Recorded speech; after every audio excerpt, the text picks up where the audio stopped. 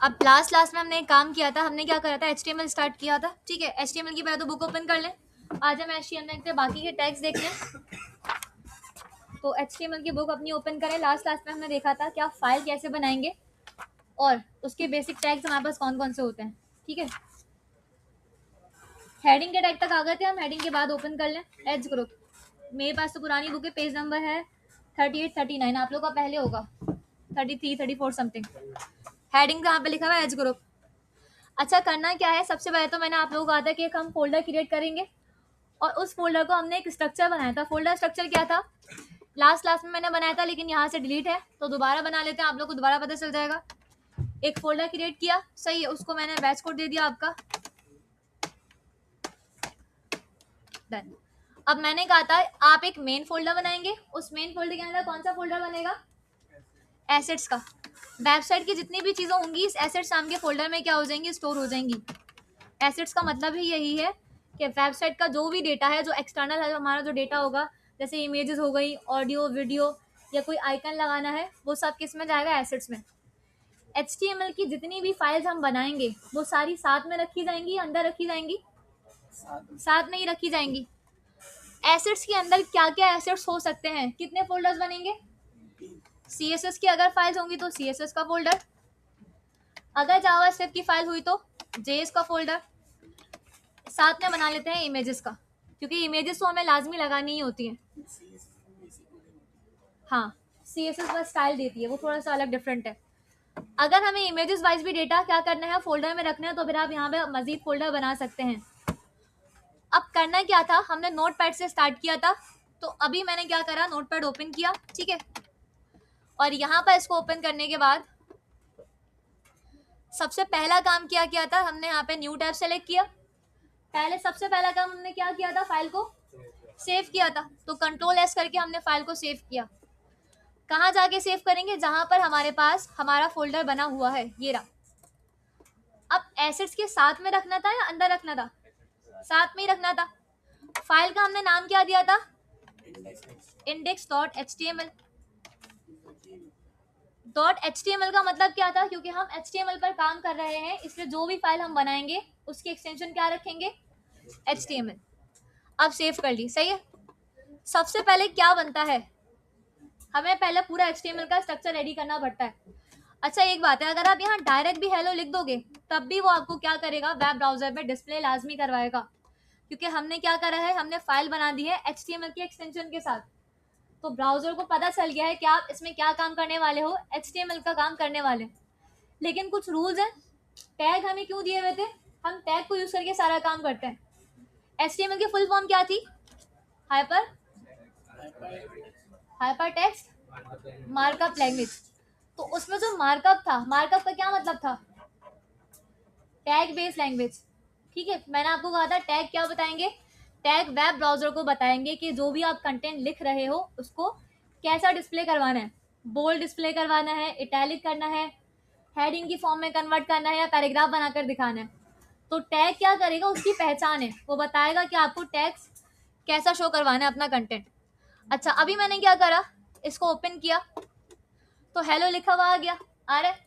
लेकिन हम क्या करेंगे, रूल्स फॉलो करते हुए टैग्स के साथ काम करेंगे। अब मुझे एक काम ये करना है, मुझे इसका टाइटल चेंज करना है। ये तो मेरी फाइल का नाम है ना, मैंने इस टाइम से क्या करी, अपनी फाइल सेव कर दी है। तो यहाँ पर हम जो टैग्स लिखते हैं, जो पूरा हम स्ट्रक्चर रेडी करते हैं, उसको हम क्या कहते हैं, बताया था, उसको हम क्या कहते हैं। सबसे पहले हम ये लेते हैं ना, डॉक टाइप HTML। नोटपैड पर इसीलिए काम करवाया था ताकि आपको ये स्ट्रक्चर याद हो जाए। सबसे पहला टैग यही वाला आता है। ये क्या बताता है, हम इस टैग को क्यों लेते हैं, ये बताता है कि HTML फाइल जी, ये आपके वेब ब्राउजर को बताता है कि आप HTML का कौन सा वर्जन यूज कर रहे हो, HTML5 यूज कर रहे हैं, सही है। उसके बाद सबसे पहला एलिमेंट, रूट एलिमेंट जो कहलाता है, वो कौन सा था, HTML लिख रहे हैं तो पहला टैग आपके पास कौन सा आ जाएगा, HTML का। अब ये पेयर में था या अनपेयर था, पेयर था। कुछ टैग ऐसे होते हैं जो पेयर में होते हैं, सही है, कुछ आपके पास अनपेयर होते हैं। तो यहाँ पे मैंने इसको पेयर बना दिया, सही है। जो पेयर वाले टैग्स होते हैं उनको हम HTML में कहते हैं कंटेनर टैग्स। क्या कहते हैं, कंटेनर। और जो पेयर के बगैर होते हैं उसको हम कहते हैं स्टैंड अलोन। पेयर वालों को हम कहते हैं कंटेनर, और जो आपके पास विदाउट उसके होता है टैग के उसको हम कहते हैं स्टैंड अलोन, ये वाला।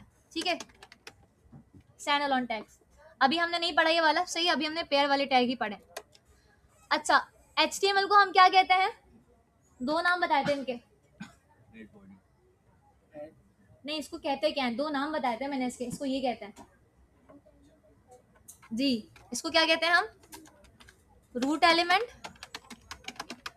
या पेरेंट एलिमेंट। ठीक है, इसको आप रूट एलिमेंट भी कहते हो और क्या कहते हो उसको आप?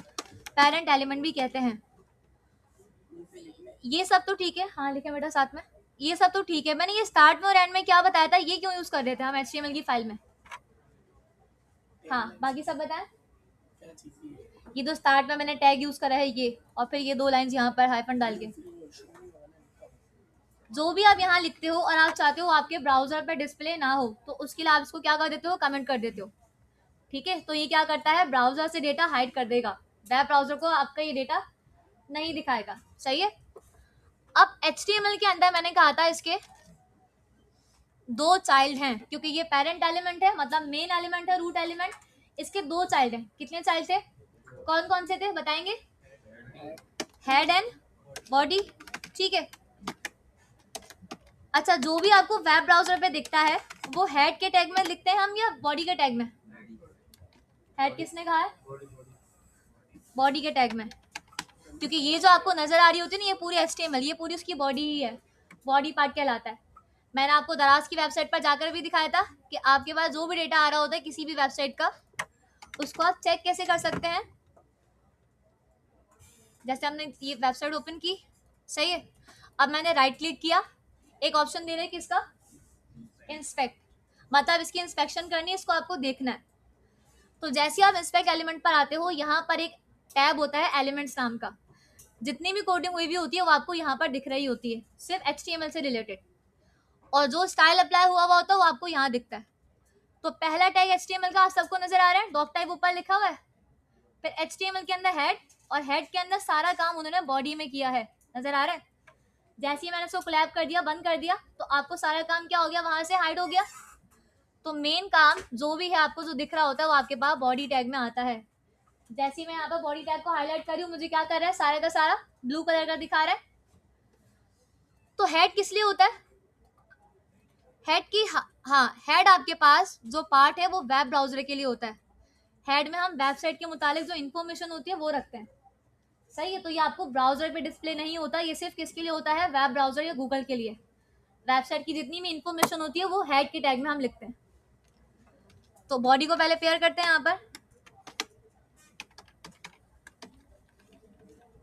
ठीक है, अब जो भी हम लिखना है वो हम बॉडी के टैग में यहाँ पे लिखना स्टार्ट करेंगे।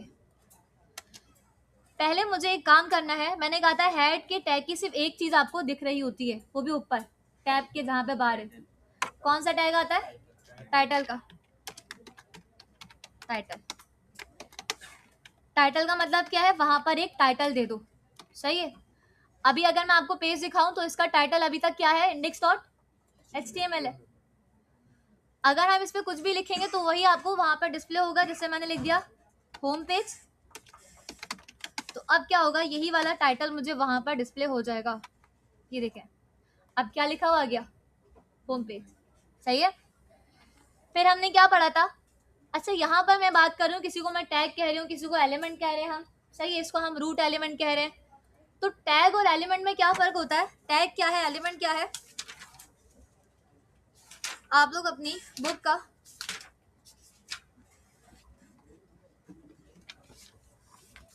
यहाँ पर स्टार्ट में तो नहीं दिया हुआ, देखते हैं, मिल गया। जहाँ पे डॉक टाइप वगैरह का लिखा हुआ है ना, पेज नंबर 25, इस तरह का। अब पहले हम देखते हैं टैग और एलिमेंट में क्या फर्क है। सही है, टैग में क्यों कह रही हूँ और इसको एलिमेंट क्यों कह रहे हैं? क्योंकि मैंने तो ये बताया कि ये सारे टैग्स हैं, लेकिन फिर हम इनको बार बार क्या कह रहे हैं कि रूट एलिमेंट है, पेरेंट एलिमेंट है। हम रूट टैग भी तो कह सकते थे कि रूट टैग है, पेरेंट टैग है। अब एक बात याद रखिएगा, एलिमेंट और टैग में क्या फर्क है। अब देखें जरा, मैंने अगर क्या करा, मैंने सिर्फ यहाँ पर हेडिंग देने के लिए H1 का टैग लेते हैं ना, हेडिंग के लिए मैंने H1 का टैग लिखा, सही है। तो अभी ये इसके बीच में मैंने कुछ भी नहीं लिखा है, कुछ लिखा है मैंने इसके बीच में? स्टार्टिंग ओपनिंग टैग और क्लोजिंग टैग के बीच में कुछ भी नहीं लिखा, मतलब खाली है। तो जब आपके पास स्टार्टिंग और एंडिंग टैग के बीच में कोई कंटेंट नहीं होता तो वो सिर्फ टैग कहलाता है। क्या कहलाता है? सिर्फ टैग। जैसे ही आप उस टैग के बीच में कोई भी कंटेंट लिख दोगे, सही है, कोई भी आपने कंटेंट लिख दिया, कुछ भी आपने लिख दिया, हेलो वर्ल्ड या कुछ भी, किसी भी तरीके का आपने कंटेंट लिख दिया, किसके बीच में? ओपनिंग और क्लोजिंग टैग के बीच में, तो वो बन जाएगा फिर आपका क्या? एलिमेंट। किसी भी तरह का कंटेंट, चाहे आप टैग के अंदर दूसरा टैग डाल दो, कुछ भी लिख दो, तो ये आपके पास क्या बन जाएगा? एलिमेंट बन जाएगा। जो पिक्चर आपको बुक में दी है उसमें सेम यही बताया हुआ है, जरा देखें। पेज नंबर 108 पर टॉप पर आपको एक पिक्चर दी हुई है, नजर आ रही है?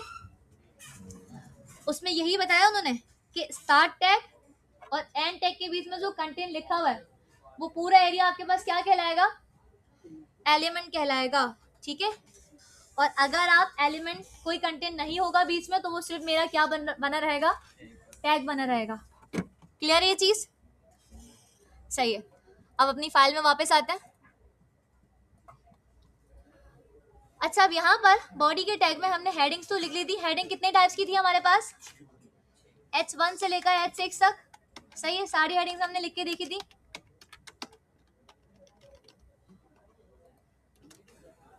तो सबसे बड़ी हेडिंग कौन सी होती है? H1 हमारे पास सबसे बड़ी हेडिंग होती है, ठीक है। एक बार अगेन चेक भी कर लेते हैं, जो हम लिखते जा रहे हैं वो हमें यहाँ डिस्प्ले हो रहा है। सबसे बड़ी हेडिंग आ रही है। इसके बाद आ जाएगी सबसे छोटी हेडिंग, तो उसको कॉपी कर लेते हैं, नीचे आते हैं। हेडिंग 2 कर दिया और टैग को हमने कर दिया H2, ठीक है। अब छोटी आ गई, थोड़ी सी बड़ी, फिर छोटी। तो याद रखिएगा जो आपके पास मेन हेडिंग होती है HTML के अंदर वो हमारी हेडिंग 1 होती है। और एक पेज पे आप एक ही हेडिंग 1 ले सकते हो। उसके अलावा अगर आपको लेनी तो आप बाकी टैग्स यूज करोगे H2 H3, क्योंकि जब हम कोई असाइनमेंट भी बनाते हैं तो वहां पर आपके पास एक ही मेन हेडिंग होती है, फिर हमारे पास बाकी सब हेडिंग बनती हैं। अगेन में जो नहीं आया तो उनके लिए एक बार बस ये लिखकर दिखा देती हूँ, H3 H3, सही है। हेडिंग 3 हो गई। हेडिंग 6 तक होती है, 7 भी होती है, 6 तक होती है। अगर 7 लिखो तो क्या होगा? कैसा दिखाएगा? नॉर्मल टैग दिखाएगा या H1 जैसा दिखाएगा? क्योंकि हमारे पास कोई ऐसा टैग नहीं है, ठीक है। देखते हैं H6 H6, यहाँ तो कंप्लीट हो गई हमारी H6, 4 5 और 6, ठीक है। ये तो हमारी हो गई। सारी हेडिंग्स आगे चेक, सही है। सबसे छोटी कौन सी है? हेडिंग 6 है। अगर मैं हेडिंग 7 लिख दूं तो क्या होगा? हम यहाँ पर आते हैं, हेडिंग 7 लिख के देखते हैं। क्योंकि ऐसा कोई टैग नहीं है तो क्या करेगा? ये 1 की तरह दिखाएगा या नॉर्मल दिखाएगा? वापस इस पर ले जाएगा या नॉर्मल दिखाएगा? 1 की तरह। कौन कौन कह रहा है 1 की तरह दिखाएगा? हैंड रेस करें जरा। नॉर्मल है, ठीक है, क्योंकि ऐसा कोई टैग है ही नहीं, वो कंसिडर ही नहीं करेगा ना कोई टैग, 1 की तरह नहीं दिखाएगा। अच्छा, अब बाकी के टैग्स देख लेते हैं हमारे पास। जो आगे हमें टैग्स दिए हुए हेडिंग 1 के बाद आ जाए, अब कौन कौन से टैग दिए हुए हमें? कुछ बोल्ड करने का, इटैलिक करने का, फॉर्मेटिंग। अच्छा, जैसे फॉर्मेटिंग का मतलब क्या था? कोई स्टाइल अप्लाई करके देखना है, तो यहाँ पर भी फॉर्मेटिंग के लिए आपको मल्टीपल चीजें दी हुई है। अब कौन कौन से टैग हैं? ये तो मेरा हेडिंग का टैग हो गया था, सही है। इसको मैं यहाँ पे हेडिंग लिखकर और कमेंट कर देती हूँ। कमेंट करने का क्या रूल था? स्टार्ट में आपने टैग लिया, एक्सक्लेमेशन मार्क और 2 हाइफन देके स्पेस दे दी। अब ये जो मैंने हेडिंग वाली की डाली है ना, ये मुझे वहां डिस्प्ले नहीं होगी, सही है। डिस्प्ले होगी? नहीं होगी। चेक करते हैं। हेडिंग टैग की कोई भी हेडिंग मुझे यहाँ पे नहीं दिख रही है। अब अगर मुझे कोई पैराग्राफ लेना होता है तो पैराग्राफ कैसे लेते हैं? पैराग्राफ के लिए क्या बताया था? कौन सा टैग आएगा? पैराग्राफ के लिए आएगा पी का टैग, ठीक है। कोई भी आपको नॉर्मल पैराग्राफ लिखना है, जैसे हम MS वर्ड पर लिखते हैं, तो ये आपके पास आ जाएगा पैराग्राफ के टैग के अंदर। दिस इज पैरा 1, ठीक है, ये लिख दिया, ये पैराग्राफ 1 है। अब मैंने क्या करा है, ये लोअर केस में है या अपर केस में है, क्या कोई फर्क पड़ेगा लोअर केस और अपर केस से HTML में कोई फर्क पड़ता है? क्यों? क्योंकि ये क्या है, केस सेंसिटिव है, केस नॉन सेंसिटिव है, इनसेंसिटिव है। हाँ, तो इसको कोई फर्क नहीं पड़ता आप कैसे लिखो, स्मॉल में लिखो या कैपिटल में लिखो।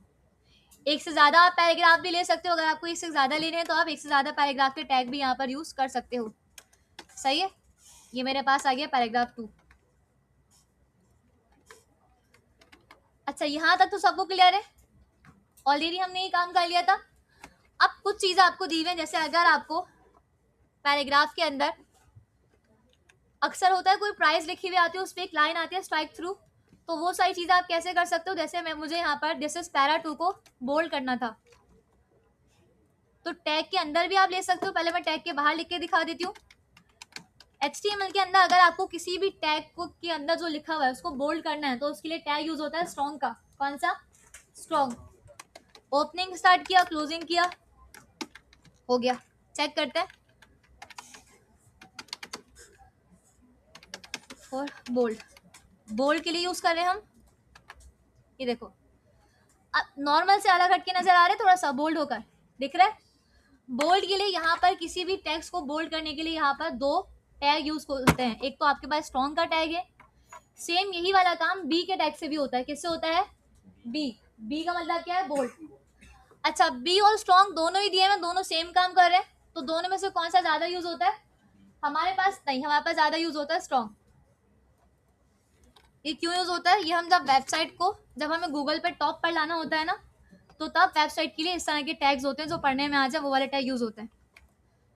मैं बी से भी सेम काम करके दिखाती हूँ आपको। एक काम करते हैं, बी को अंदर लगा देते हैं यहाँ पर। सही है, बी लिखा है स्टार्ट में और एंड में भी क्या लगा दिया? बी लगा दिया। चेक करते हैं। अब मेरे पास पैरा बोल्ड लिखा हुआ आना चाहिए। सही है, मैंने क्या करा है, पैरा के स्टार्ट में और एंड में क्या लगा दिया है? बी का टैग लगा दिया। दिख रहा है सबको? दोनों सेम ही काम कर रहे होंगे। ये देखें, पैरा को हाईलाइट कर दिया उसने बोल्ड करके, दिख रहा है? अच्छा, हेडिंग को एक काम कर लेते हैं, यहाँ से कमेंट कर देते हैं थोड़ी देर के लिए, हेडिंग से हमारे पास ब्राउजर में ज़्यादा। ठीक है, अब सेट है। अब ये अब आपको दिख रहा होगा। सही है, पैरा मैंने क्या कर दिया? बोल्ड कर दिया। इसी तरह इटैलिक करने के लिए यहाँ पर 2 टैग यूज होते हैं, आई का और EM, एम्फेसाइज।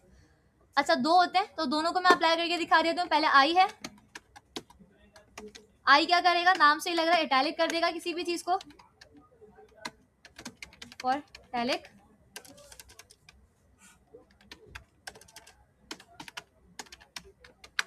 इटैलिक का मतलब क्या है? थोड़ा सा तिरछा कर देगा। सही है, इस तरह। ये देखो आ रहा है, इटैलिक हो गया। इटैलिक के लिए 2 बताए हैं, तो एक और लिख लेते हैं इसका। इसी को कॉपी करते हैं और नीचे आकर एक और ले लेते हैं, EM नाम से। ठीक है, EM। अब इसमें से भी 2 हैं, 2 में से सबसे ज्यादा ये वाला यूज होता है। सही है, ये क्यों यूज होता है ये आपको बाद में पता चल जाएगा, क्यों यूज होता है ये वाला। चेक करते हैं, देखो दोनों बार आ रहा है, एक पहले वाले के लिए, एक दूसरे वाले के लिए। अच्छा, अभी आप लोगों ने एक चीज नोट करी हो या ना करी हो, अगर मैं पैराग्राफ लिख रही हूँ तो वो एक दूसरे के नीचे आ रहे हैं, दिख रहा है? अगर मैं पैराग्राफ लिख रही हूँ तो वो एक दूसरे के नीचे आ रहे हैं, और अगर मैं कोई बोल या इटैलिक वगैरह का टैग दे रही हूँ तो वो एक दूसरे के साथ लिखा हुआ आ रही है हर चीज। ऐसा हो रहा है ना? और हेडिंग भी क्या आ रही थी? एक दूसरे के बराबर में नहीं आ रही थी, कहाँ आ रही थी? एक दूसरे के नीचे आ रही थी। अब ये इससे फर्क नहीं पड़ता आप नीचे लिखो या साथ में लिखो, यहाँ पे आप कहीं भी लिख लो, चाहे आप नोट पैड के बिल्कुल आखिर में लिख दो। HTML अपने हिसाब से चलती है। कैसे चलेगा? अब ये हो क्या रहा है, अगर आप पैराग्राफ का टैग दो तो वो एक दूसरे के नीचे आ रहा है, अगर आप हेडिंग का टैग दो तो ये भी आपके पास एक दूसरे के क्या आ रहा है? नीचे आ रहा है। तो ऐसा होता क्यों है? यहाँ पर याद रखिएगा, HTML के अंदर 2 तरह के एलिमेंट्स होते हैं। सही है, 2 तरह के एलिमेंट्स हैं।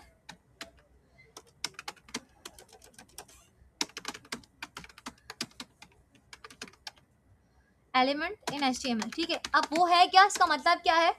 एक आपके पास होते हैं ब्लॉक एलिमेंट्स। सही है, एक होता है ब्लॉक एलिमेंट्स और एक होते हैं इनलाइन एलिमेंट्स। क्या होते हैं? Inline elements. HTML के अंदर 2 तरह के एलिमेंट्स हैं, ब्लॉक एलिमेंट्स और इनलाइन। ब्लॉक का मतलब क्या है? ब्लॉक करना। क्या मतलब है ब्लॉक का? रोकना, ब्लॉक कर देना, बिल्कुल बंद कर दिया। और इन लाइन का मतलब क्या है? इन लाइन, लाइन के अंदर। अब होता क्या है, जो आपके पास ब्लॉक एलिमेंट्स हैं उनका मतलब क्या है कि वो अपने बराबर में किसी और को जगह नहीं देंगे। सही है, वो क्या करेंगे, पूरी की पूरी ब्राउजर की जितनी विड्थ है उसको पूरा ले लेंगे। अब ये चेक कैसे होगा? मैंने राइट क्लिक किया और मैं गई कहां पर, क्या लिखा हुआ है, इंस्पेक्ट। अब मैंने भी क्या कर लिया, मेरा स्ट्रक्चर बनता जा रहा होगा ब्राउजर पे, दिख रहा है मुझे, दिख रहा है यहाँ पे एलिमेंट्स के अंदर जो काम किया पूरा का पूरा नोटपैड का काम दिख रहा है। अब मैंने पैराग्राफ के टैग को हाईलाइट किया, मैंने बस उसको क्या करा, माउस वहां पे लेके चली गई। हो क्या रहा है, पैराग्राफ को कहां तक दिखा रहा है, कहां तक लिखा हुआ, उसकी स्पेस कहां तक जा रही है, बिल्कुल आखिर तक जा रही है। कि भाई पैराग्राफ ने इतनी जगह ले ली है, कितनी जगह ली है, बिल्कुल आखिर तक। मतलब उसने क्या करा है, ब्राउजर की जितनी विड्थ थी पूरी विड्थ क्या कर ली है, कंटेन कर ली है, ले ली है।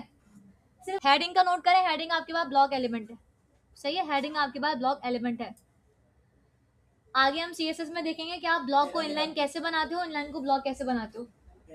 पैराग्राफ भी ब्लॉक है, देखो अपने बराबर में जगह नहीं दे रहा, नीचे आ रहा है next paragraph. Ji,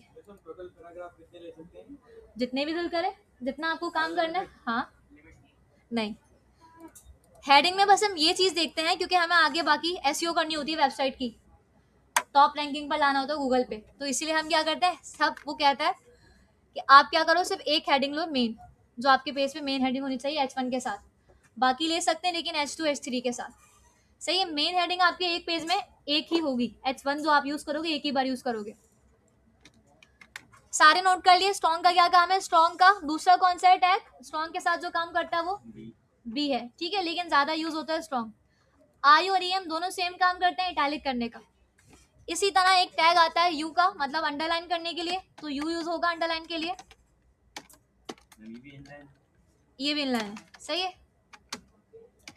this is for underline, ठीक है, अंडरलाइन के लिए आपके पास ये यूज होगा। और हैं, और पढ़ते जाएंगे, साथ साथ बताती जाऊंगी, ठीक है। ये देखो साथ में ही आ गया, लेकिन इसने क्या करा, एक लाइन दे दी टेक्स्ट के नीचे, दे रहा है तो अंडरलाइन करने के लिए आपके पास ये वाला टैग यूज होता है। हाँ, इनलाइन है, साथ में ही आ रहे हैं ना सारे।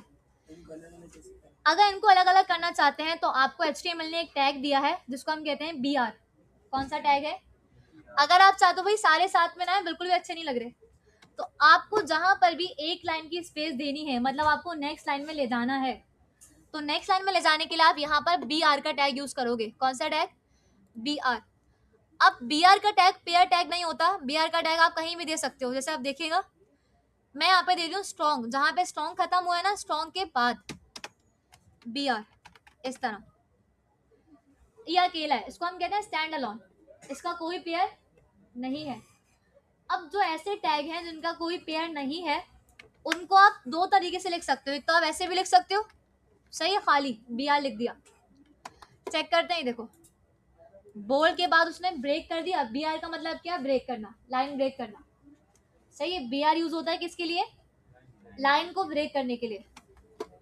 जहां जहां आप BR लगाओगे वहां वहां पर क्या करेगा, ये लाइन को ब्रेक करता जाएगा। मैंने इटैलिक के बाद लगा दिया तो इटैलिक के बाद लाइन को ब्रेक कर देगा वो।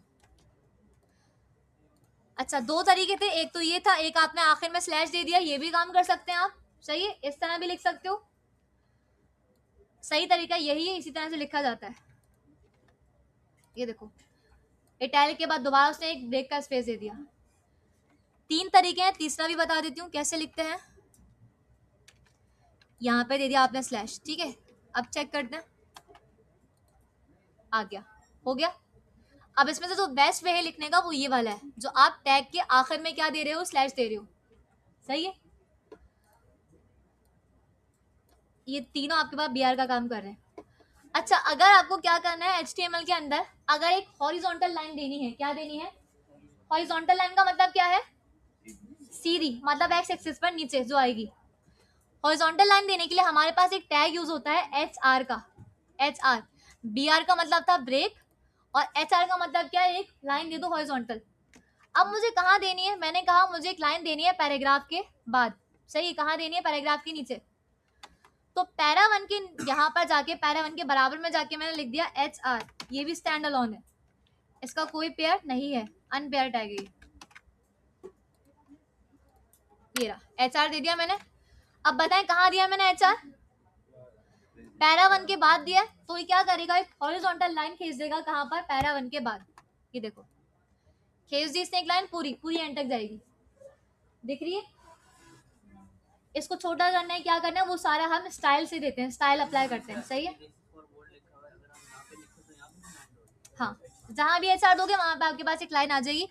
अगर आप चाह रहे हो मैं आपको देके दिखा देती हूँ। ये क्या हो रहा है, कहाँ कह रहे थे, बोल्ड के बाद ये वाला है ना, इसके बाद ना, तो यहाँ पे दे देते हैं HR, ठीक है। जहां दोगे वहीं पर एक लाइन क्रिएट हो जाएगी, ये देखो आ गई, सही है। इसके अलावा आपके पास जैसे वर्ड पर होता है, जैसे अगर मुझे ये लिखना है H2O,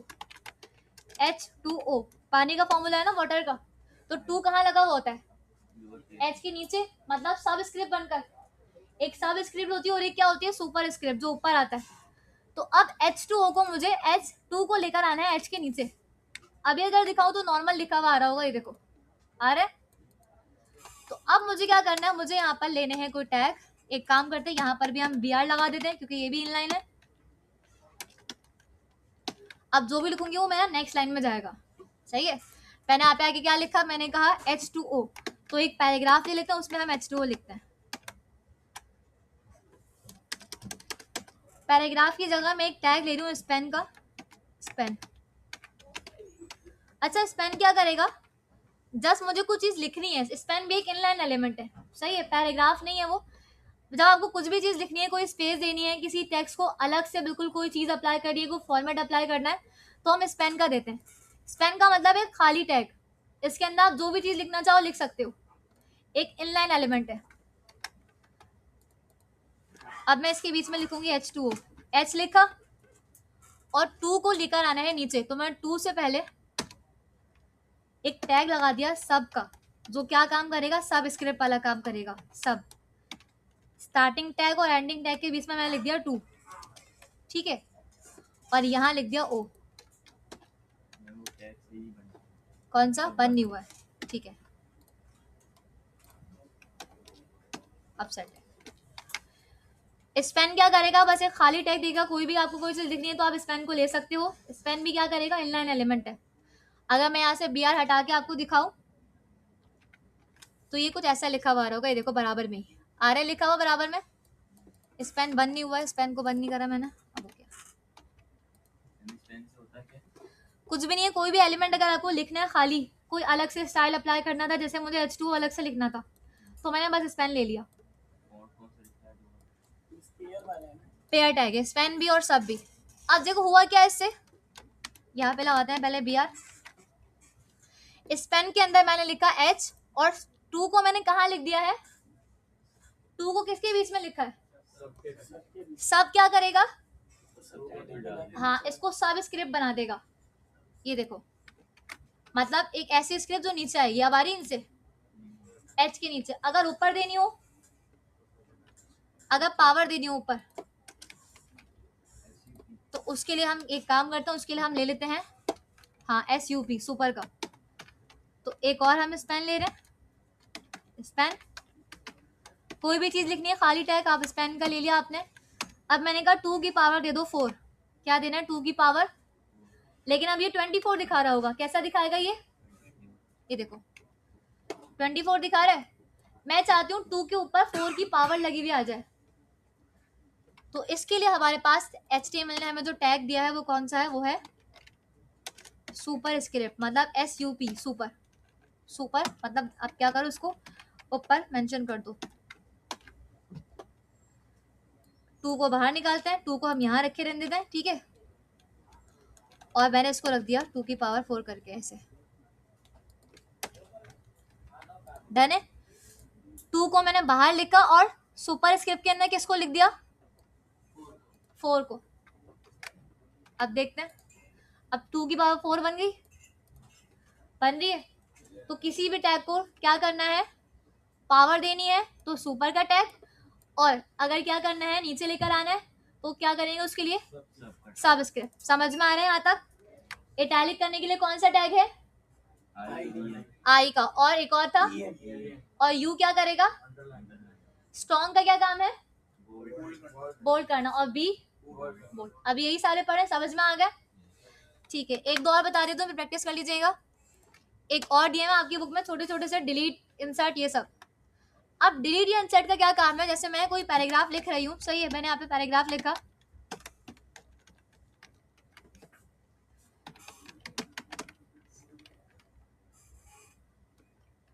this is regular price.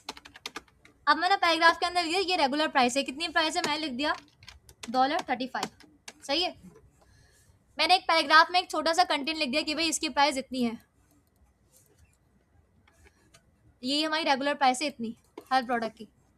अब आपको क्या करना है, इसके अंदर जैसे अगर कहीं पर हमारे पास सेल लगी हुई होती है, तो सेलिंग में क्या होती है, एक्चुअल जो प्राइस होती है वो कट करके उस पर हल्की सी लाइन आती है, और फिर बाद में उसकी एक्चुअल जो सेलिंग वाली प्राइस होती है वो आ जाती है। अब होता क्या है, यहाँ पर दो टैग है, एक तो आपको लाइन लेकर आनी है, स्ट्राइक लानी है उसके ऊपर, तो इसको आप रख दो DEL के टैग में, डिलीट के टैग में, DEL, डिलीट। ये करेगा क्या, यही पता चल जाएगा क्या करेगा, बुक में दिया हुआ ये वाला टैग, ठीक है, DEL, डिलीट। ये भी पेयर टैग है। अभी तक हम सारे पेयर टैग पढ़े, अनपेयर सिर्फ हमने दो पढ़े। कौन कौन से पढ़े अनपेयर? BR और HR। अब देखो डिलीट क्या करेगा, $35 के ऊपर एक स्ट्राइक थ्रू लेकर आ जाएगा, लाइन लेकर आ जाएगा एक, सही है। देखना, ये देखो क्या लेकर आ गया, एक कट वाली लाइन लेकर आ गया कि भाई ये वाली आपकी प्राइस नहीं है। अब जो प्राइस है वो क्या है, अब जो आपको नई प्राइस लिखनी है वो आप किससे लिखोगे, INS, इंसर्ट के टैग से। मैं छोटा करती हूँ थोड़ा सा। अगर कभी इस तरह का काम करना है आपको, तो आपके पास ये दो टैग्स हैं, मैंने लिख दिया। अब इसकी जो प्राइस है वो है 30। डिलीट क्या करेगा, उसको कट लगा दिया, मतलब एक स्ट्राइक लेकर आ गया उसके ऊपर, और इंसर्ट या INS का जो टैग है आपके पास, ये क्या करेगा, उसी प्राइस को हाईलाइट करके दिखाएगा, मतलब एक छोटी सी अंडरलाइन लेकर आ जाएगा उसके नीचे, ये देखो, बस ये हाईलाइट करेगा भाई ये अब एक्चुअल प्राइस नहीं है, अब क्या है, हमारी जो रेगुलर प्राइस होगा वो कितनी हो गई इस प्रोडक्ट की, वो इतनी हो गई है। बस ये यहाँ पर दोनों साथ साथ यूज होते हैं, इनका इतना ही काम है, बहुत कम यूज होता है वैसे ये, सही है। डिलीट क्या करेगा, एक हाँ स्ट्राइक लेकर आ रहा है, और ये क्या कर रहा है, उसी प्राइस को हाईलाइट करके दिखा रहा है। समझ में आ गया? इनलाइन है, सारे इनलाइन है, तभी एक साथ आ रहे हैं, ठीक है। और टैग के अंदर मैं टैग दे सकती हूँ, सही है, मैं टैग के अंदर दे रही हूँ, मैंने इन सबको पैराग्राफ के अंदर रखा हुआ है। किसी भी चीज को बीच में कोई हाईलाइट करना है तो वैसे तो हम CSS से स्टाइल देते हैं, लेकिन अगर आपको इस $30 को हाईलाइट भी करना था, आपने कहा कलर सा आ जाए कोई, सही है, येलो कलर आता है डिफॉल्ट में इसका, तो उसके लिए टैग होता है मार्क। यहीं पर मैं मार्क लिख रही हूँ क्योंकि मुझे इसी वाली प्रोडक्ट को क्या करना है, हाईलाइट करना है, मार्क। देखते हैं क्या करेगा मार्क, मार्क कर दो। आपके पास हाइलाइटर्स होते हैं ना, सबके पास हाइलाइटर्स है। हाइलाइटर को क्यों यूज करते हैं आप बुक में, कोई भी चीज इंपॉर्टेंट डेटा मार्क करने के लिए, इसलिए यहाँ पर ये मार्क का टैग यूज होता है। ये हाईलाइट कर देगा, देखो जैसे हाइलाइटर होता है, जहां जहां आप इसको लगाओगे मार्क को, उतनी चीज क्या करेगा, ये हाइलाइटर की तरह हाईलाइट कर देगा, सही। एग्जैक्ट वही चीज अप्लाई कर दी मैंने। मैं इसको जहां भी लगाऊं, सही है, जहां भी मुझे लगाना है, जैसे मैंने यहाँ लगा दिया, वहां पर ही क्या करेगा, यही वाला काम करेगा।